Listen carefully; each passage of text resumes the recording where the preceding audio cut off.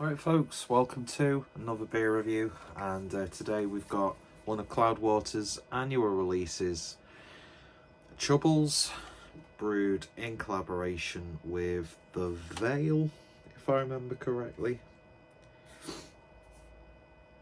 Yeah, the Veil Brewing Company. How could I forget? I've reviewed this a few times and the different variations that they've released. So this is a 10% ABV triple IPA. Can't remember what hops are used in this, but the few times I've had it, it's been really good. And I had some in Newcastle on tap as well. Can't remember which variant it was. I think it might have been the this slightly lower ABV version of Chubbles, because there's so many now. And picked this up from Rehills, which is a wonderful bottle shop in Newcastle. Picked this up on the way back home from Newcastle, and yeah, so looking forward to giving this a try. Going all the way to Newcastle and then picking yourself up some Manchester beer. In fact, I had a few Cloudwater beers while I was in Newcastle, much to the chagrin of Harry, aka Blue Nose Beer Reviews. But it was a good time to be had, and some great places. My God, the Free Trade Inn, first time going there. What a pub that is. Wylam. Although I was a little bit disappointed with the beer selection, plus they didn't have gold. It looks like I've got a comb over when I've got me my fringe like that. Looks like I've got a comb over now. Yeah, I was really like devastated that Wylam didn't have gold on tap when we went there, because that was like, as Riker says, box ticker. Because I had it on can ages ago, loved it. I think they put it in can every now and then, but yeah, just bucket list beer. A beautiful tap room, location, event space, the surroundings, and then just have my whole world crumble apart when a beer that I've wanted to try on tap at Wylam wasn't available. But hey ho, it is what it is, and there was plenty of great alcohol consumed that weekend. But we're not here to talk about our Newcastle brothers and sisters. We're here to talk about our Mancunian counterparts. What's the female version of brethren? I don't know. Anyway, beer in the glass then, and it's looking very nice and thick. It's definitely got a, I don't know, there's a word that I want to say and I can't even put into words what that word would mean or what I'm trying to portray. But it's just got the look of like you could dip your finger in it and it would just like leave an indent and then slowly get back to shape. Looking fantastic. Cloudwater absolutely knock it out the park with the triple IPAs. And we all know that this is absolutely stellar brewing anyway. Been doing it for a few years now, and I don't think I've had every years, and I've not had because they do newer versions, even like cask, lower ABV exclusives. They bring out all the merch, glassware. I'm sure it would have maybe brought over some Veil beers, although I didn't really see that advertised too much. Anyway, I've talked way too much. Let's give it a sniff. Oh, so like dank, chewy, like really sticky pineapple. A little bit of mango, loads of sweet, soft, fruity citrusy flavours. Blood orange, grapefruit.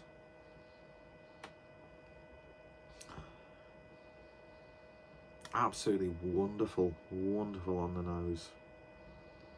Bah. Can't remember what my like specific thoughts and opinions were on other variants of Chubbles that I've reviewed over the past couple of years, but you can certainly check it out on the channel, because I'll never remember to put the links in the description. No matter how much I'm kidding myself that I'm keeping on top of the YouTube stuff, But anyway, it's almost got this sort of like freshly cut mint.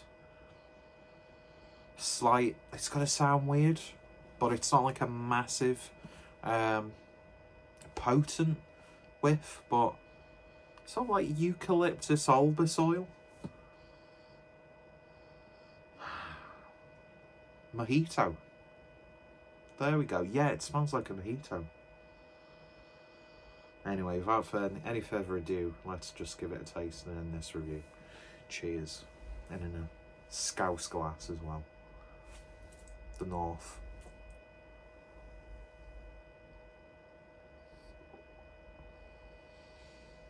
Oh my word. That mouthfeel. It's creamy yet oily. Coats your palate.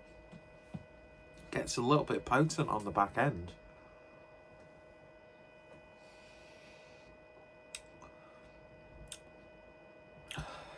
It's even got, going back to that mojito, freshly cut mint kind of thing, even though you don't really get it with the herb mint. But you know, when like you have a pack of mints and they're really strong and you breathe in and you can feel the cold. You're almost getting that with this. Body is absolutely terrific.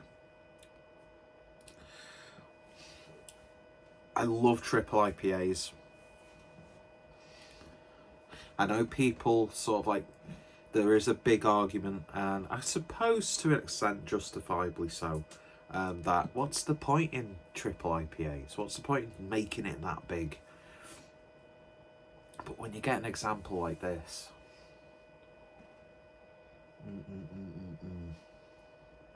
as you can see, I've got, because I'm a twat, I've got some other half there as well, but that's just a double IPA.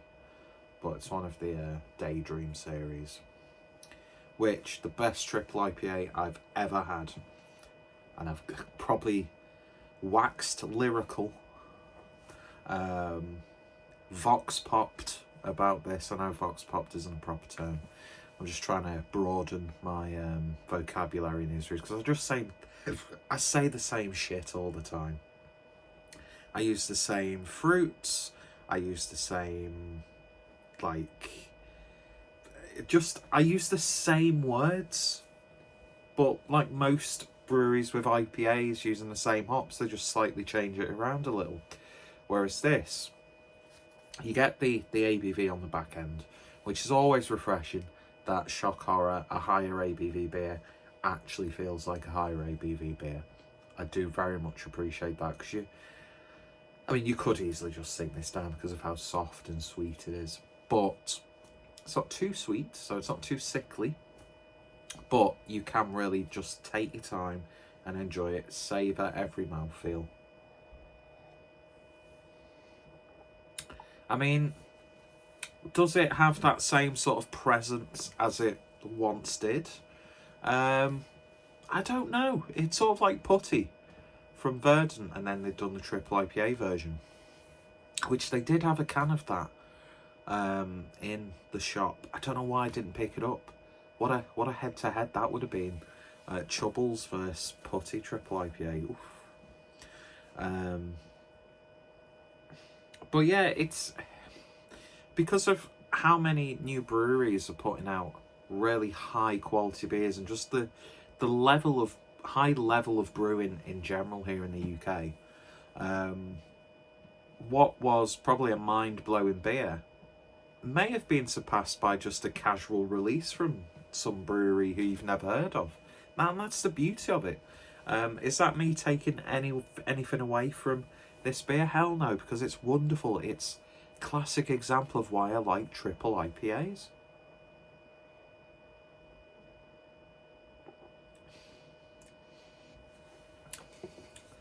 There is a slight herbal element to it, but not in an oppressive way. It's not overwhelming. It just works really, really well. Not gonna lie, very slight medicinal characteristic.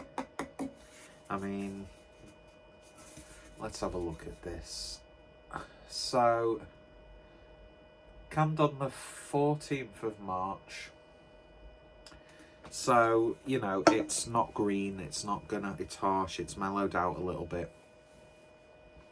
We're currently, March, did I say? Well, yeah, it's only April now.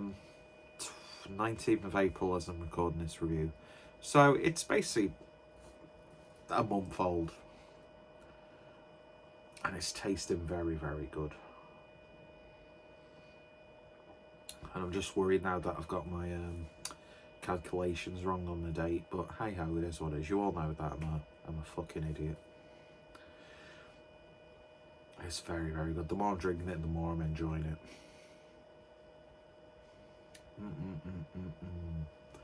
I know they did Chubbles as well, which I think is like a more amped up hoppy version. I'm not too sure. Can't really remember. I think they've added a few, took away a few.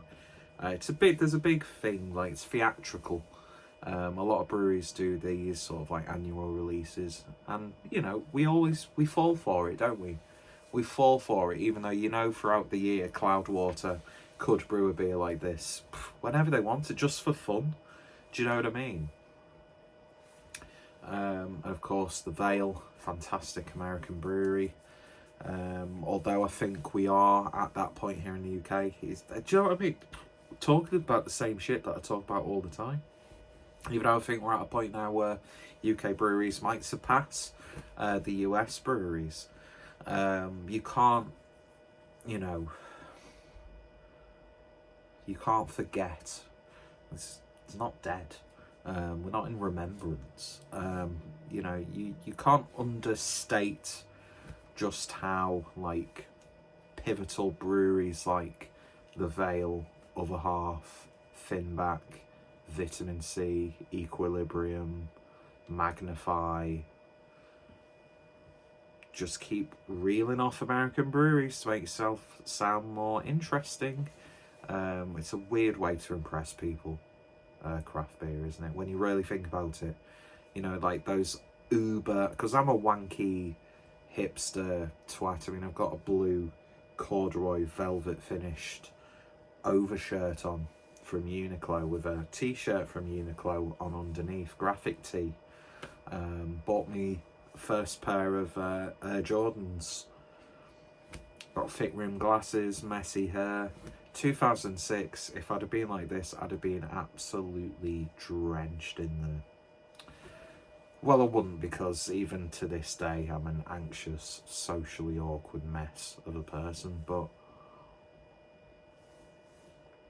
Yeah, but you know, the wankiness of craft beer sometimes, it's really alienating, really tedious.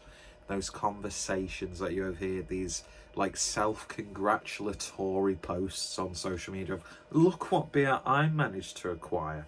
Wow, it's an alcoholic beverage, kind of mass-produced and put into a can bottle. Oof. But then again, in those circles, you know, they're drinking the Kool-Aid.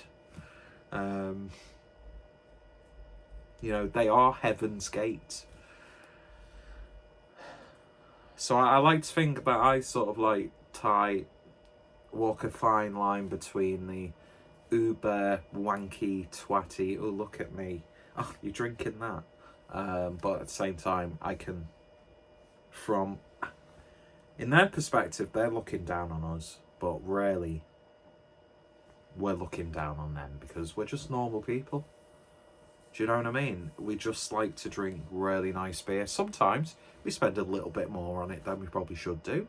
I mean, this was £10 a can, so it's £1 per ABV. Probably could have got it cheaper locally. I don't know why my voice rose then. But do you know what? I was just there. I was caught in the moment.